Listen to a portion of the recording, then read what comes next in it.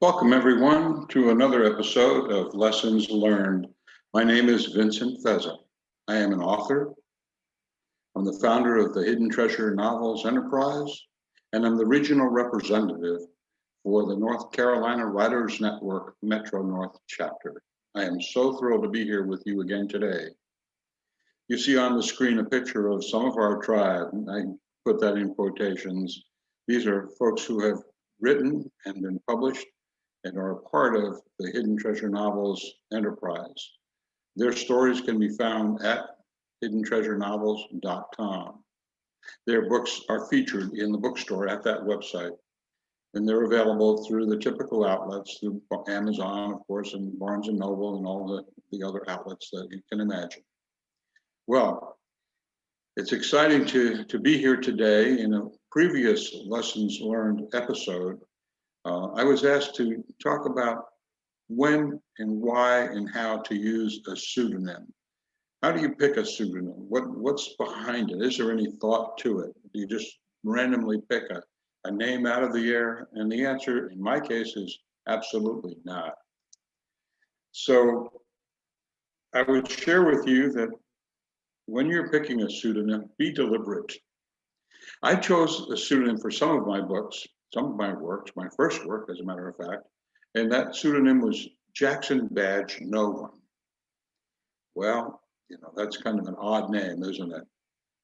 Well, Jackson comes from the land of the neverborn, and that's a whole universe that people don't even know exist. I mean, the Catholics in early theology came up with an idea, a notion of something called limbo, and that's been repudiated long ago. But what about those babies who were never born? Whether it's through a miscarriage, an abortion, a stillborn, any number of ways. Well, in my book, I consider the fact that perhaps you can't tell when they were born or never born. That's in the hands of the Almighty God. In the sequel novella called Neverborn, a title of Neverborn, I suggested that according to an early quote from the Bible, that the Lord knew us before we were in the womb of our mother. That has a profound implication. So when I sketched out the notion of the neverborn, and I created my first novel, a featured novel called The Hidden Treasure of Dutch Buffalo Creek, I imagined one of those neverborn characters coming to life, giving a voice that otherwise would not be heard, and assigning to her the task of observing the characters in the book, and observing characters throughout time, from the time that she was actually conceived. And I say she, even though her name is Jackson, that's kind of a gender neutral name. But I wanted to, in the creation of the pseudonym, create a situation where I could have he said, she said kind of a conversation during the course of the narrative. Well, Jackson was never born in the late 18th century. And she was born, or created, born's not the right word, but created as a consequence of a failed affair between a colonial soldier and an Native American woman. That name, Jackson, allowed her to observe characters through a period of time. She observed a president, right? Andrew Jackson. She observed a famous Civil War general, Stonewall Jackson, and several Jacksons along the way. And she really was quite comfortable with that. She, according to the book and according to the way the plot develops, was also an avid reader, and she picked up her writing style and her writing recommendations to the author from the books that she read. And as she got into the 21st century, she realized she needed a surname because she wanted to take some of the information that she learned along the way and share that through social media. And of course, she needed a last name to be able to do that. You can't set up an email account without a last name. And so she applied to the progenitor, yours truly, She applied to the progenitor for a last name of badge number 1. How fitting, since she was the first of the never-born cadre that would actually take on or assume the role of an observer. Well, the progenitor came back and said, well, you can be badge no one, N-O, no one, because you were never born. Well, an ironic twist of fate and a little play on words. Well, Jackson was the principal narrator and the principal observer in that first book, in The Hidden Treasure of Dutch Buffalo Creek, which I'm proud to say was an award-winning novel the first time out the gate back in 2015. The book was subsequently released as an audiobook in 2018 with a wonderful narrator, a man by the name of Adam Hannon, who brought an entirely different dimension to the work. Well, that book was followed by a sequel called Neverborn, where the observer, Jackson, in that case, does a deep dive into some of the issues that affected women in my life and men. The very nature of life, but the terrible consequences of a lost child. And in all, as we get into this election cycle, we're recording this in 2020. The news of the day is who's going to be the Supreme Court nominee, and so forth. Of course, Roe versus Wade enters the conversation, and pro-life versus pro-choice enters the conversation. This book goes beyond that.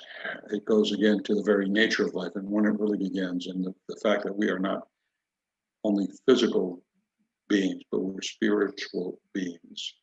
And so that Neverborn carries that story forward. So when I picked that name, Jackson Badge No One, it was very deliberate. It brings me to the next point or the next lesson, that you may want to reveal your identity through a special edition. That first book, The Hidden Treasure of Dutch Buffalo Creek, was really the story of 9 people in my immediate family, yours truly included as a principal character. My mom and my dad and my aunts and uncles, daughters, and grandchildren.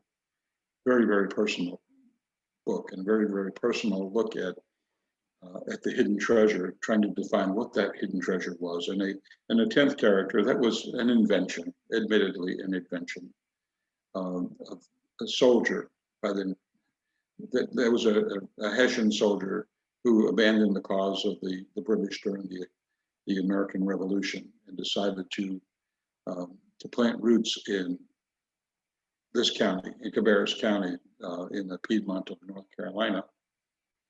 And part of that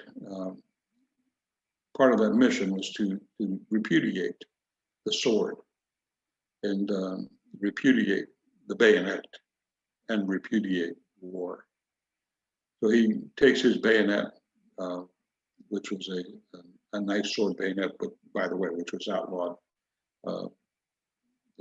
by the Americans. George Washington said if he found any Hessian soldier with that bayonet attached to his musket, that he would be summarily dispatched.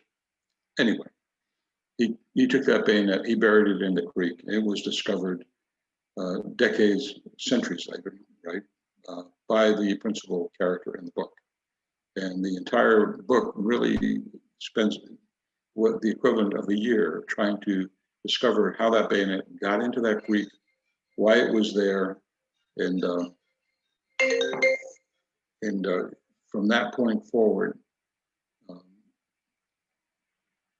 to examine the nature of war and peace, to examine the nature of hate versus love. And all of that comes to a climax at the end of the book. And I will not spoil that for you, but if you want to read the storyline, it will share with you the characters in the book who each in their own time had to deal with the consequence of war. There's a spiritual message in this book as well, and that's revealed toward the very end with a verse from Isaiah 45, about the significance of each of us being unique in the eyes of God and being called to be saved by name.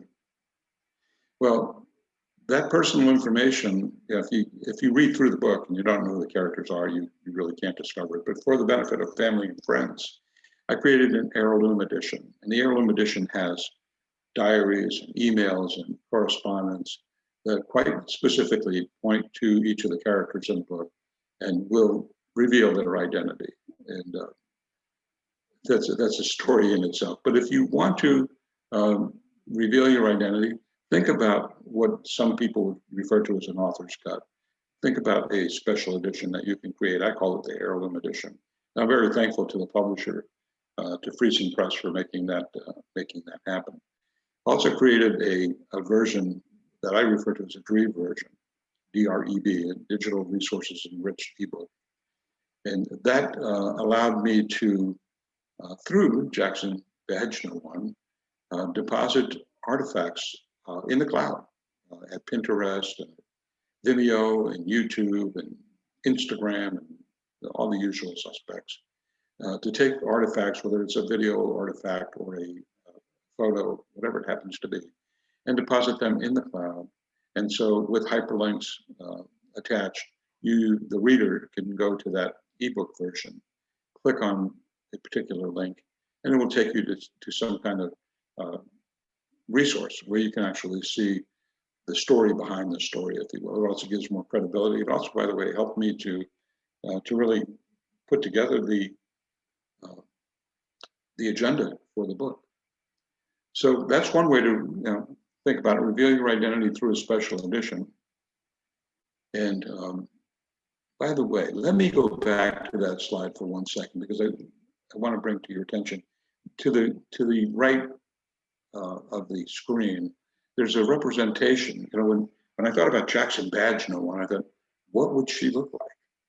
Well, my daughter, one of my daughters, did a painting in black and white back in school. She was still a student. She's in her 40s now, but she imagined what it might be like in her future. And ironically, she had one child. She has one child, one of my granddaughters, and she envisioned looking out into the ocean and into the life beyond the current life. And I thought it was so appropriate. I asked her if I might use that image to represent Jackson, to represent what she might look like if she left the spirit world and entered the real world. So I just share that with you as a little sidebar information and a plug for my daughter and my granddaughter. And having said that, my third lesson is, reveal your identity in associated work. I created a short story called The Cranny, and The Cranny is a prequel, really, to The Hidden Treasure Dutch Buffalo Creek, although I wrote it after the fact. It invites readers to think about life, to think about the beginning of life. It looks at the world through a shallow pond, looks at it through a cranny, a little cranny of water in the Dutch Buffalo Creek when it was a very low ebb.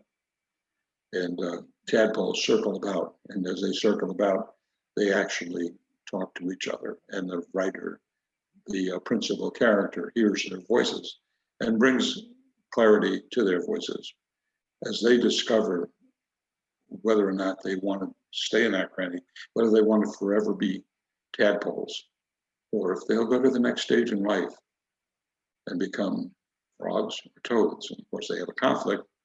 They're not wanting to be toads. They don't mind being a frog, but toad doesn't sound too well. Anyway,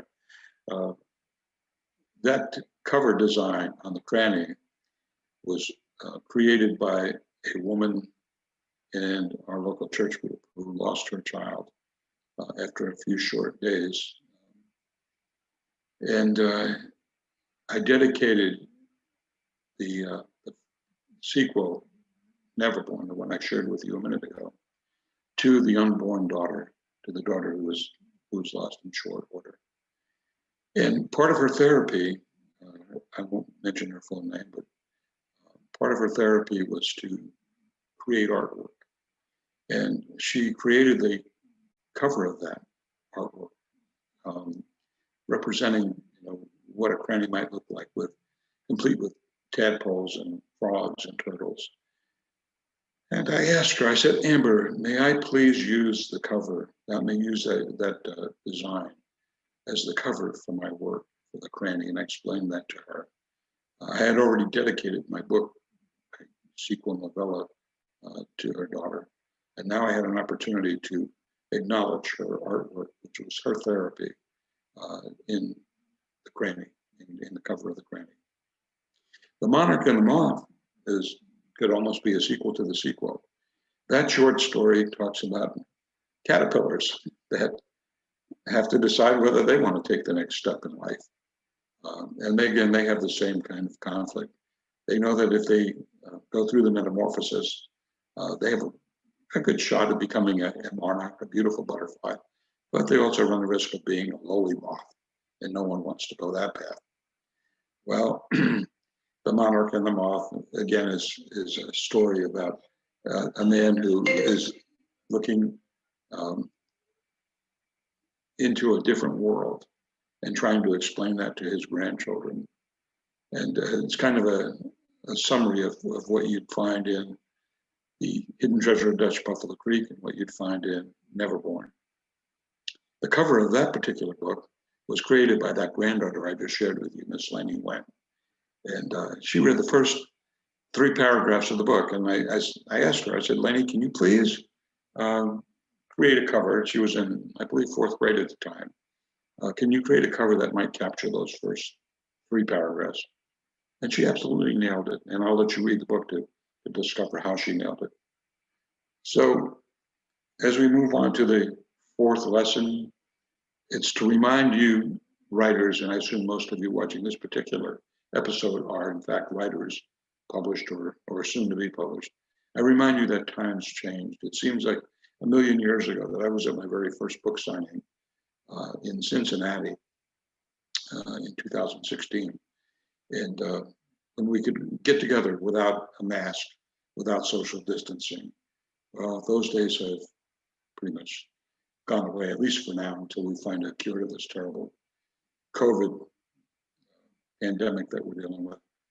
But we have to find new ways to communicate, new ways to get the word out about our work. And this is one of those ways. I encourage you, if you're a writer, to think about doing an interview with the Lessons Learned channel and share your experience, share your work, whether you're published or about to be published. Come to hiddentreasurenovels.com. There's a section at the very end that says connect. If you click on that connect button, it'll give you an opportunity to connect with us and share your story. So I encourage you, again, share your lessons, contact us at hiddentreasurenovels.com. I can't share with you often enough as I have during these lessons learned, and as fellow authors in our tribe have shared with you, please share your message, share it with the world, because you alone can do that. You alone have your story to tell, and you alone can tell it the way you can tell it. I appreciate you taking the time to be with us today. Have a wonderful week. Be blessed, and we look forward to seeing you on the next Lesson Learned session. Thank you. Have a great day.